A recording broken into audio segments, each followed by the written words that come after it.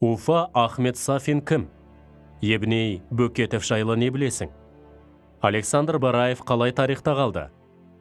Шафик Шокин туралы не білесің? Осы сұрақтарға жауап берейік. Уфа Ахмет Сафин кім? Уфа Ахмет Сафин гидрогеолог ғалым, геология минералогия ғылымының докторы. 1965-1984 жылдары Қазақстан ғылым академиясының гидрогеология және гидрофизика институтының директоры болған. Гидрогеология мектебінің негізін салушылардың бірі. Оның еңбектері Қазақстан мен Орта Азия шөлді аймақтарының гидрогеологиясын зерттеуге арналған. Ол жерасты су көздерін, олардың пайда болу, қалыптасу, таралу заңдылықтарын ашқан. Жерасты суларын картаға түсірумен гидрогеологиялық карталарды жасаудың жаңа тәсілдерін қарастырған. Уфа Ахмет Сафин 200-ге жуық ғылыми еңбек жазып, 30 ғылым кандидатын дайындаған. Ғалым ұсынған теориялық қағидалар алғаш рет Қазақстанның гидрогеологиялық болжам картасын жасауға мүмкіндік берді. Ол бұрын сусыз деп саналған 70 артезиан алабын ашуға себепкер болды. Ебней Бөкетов жайлы не білесің?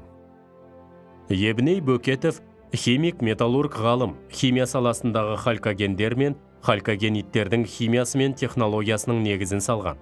Ол мыс электролиттік шамдардан селен, теллур элементтерін бөліп алудың пиро және гидрохимиялық әдістерін жасап, Менделеев жасаған элементтердің периодтық жүйесіндегі химиялық элементтер аналогтарының жіктеліміне түзетулер енгізген.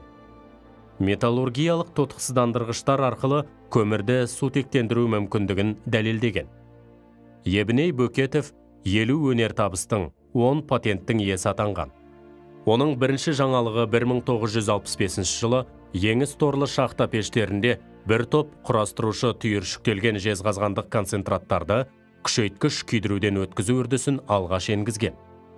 Екінші жаңалығы флотациялық байыту сатысында бос шыныстардан айырып алуға жеңіл көнетін, тотықтандырылатын мысты сульфиттік түрге айналдыру.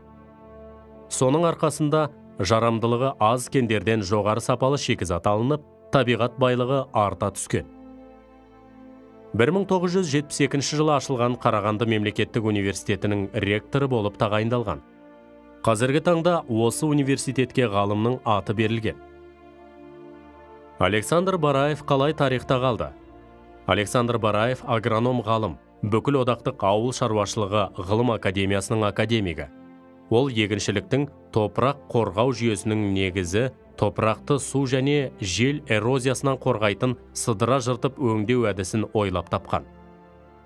Оның ұйымдастыруымен Қазақ ауыл шаруашылығы ғылыми зерттеу институтында топырақ баптайтын және тұқым себетін машиналардың жаңа түрлері сынақтан өткізіліп, тәжірибеге енгізілді. Шафик Шокин туралы не білесің? Шафик Шокин энергетик ғалым, Қазақстандағы энергетикалық ғылымның негізін салушы ғалым. 1964-1967 жылдардағы Қазақ КСР ғылым академиясының президенті. 1944 жылы Қазақ энергетика ғылыми зерттеу институтын ұйымдастырды. Ол директор болған уақытта әлемдегі теңдесі жоқ тәжірибелер жүргізуге мүмкіндік берген беделді институтқа айналды. Осы институтта Қазақстан энергетикасы дамуының ғылыми техникалық болжамдары жасалынды. Ертіс Қарағанды каналының жобасы, Қапшағай су электр станциясының жобасы әзірленді. 50-ші жылдардың басында академик Шокин Сібір өзендері ағынының бір бөлігін Қазақстан мен Орта Азияға бұру туралы мәселені көтерді. Бұл мәселені академиктің көтеруінің басты себебі Арал теңізінің мәселесі болды. Сырдария және Әмудария өзендері мақта және күріш алқаптар арқылы таралып, нәтижесінде судың негізгі бөлігі Арал теңізіне жетпеді. Теориялық жағынан Шокин әзірлеген жоба Арал теңізінің құрғауы мәселесін шеше алар еді. Қорыта айтқанда қазақстандық ғалымдардың табыстары тек Қазақстан үшін ғана емес, бүкіл әлем үшін маңызы зор жаңалықтар болды. Ғалымдардың жасаған зерттеулері негізінде Қазақстанда бірқатар кен орны, жер асты сулары, пайдалы қазбалардың көзі ашылып, ел игілігіне жұмсалды. Ғалымдардың ашқан жаңалықтары ел экономикасын нығайтуға үлкен үлес қосты.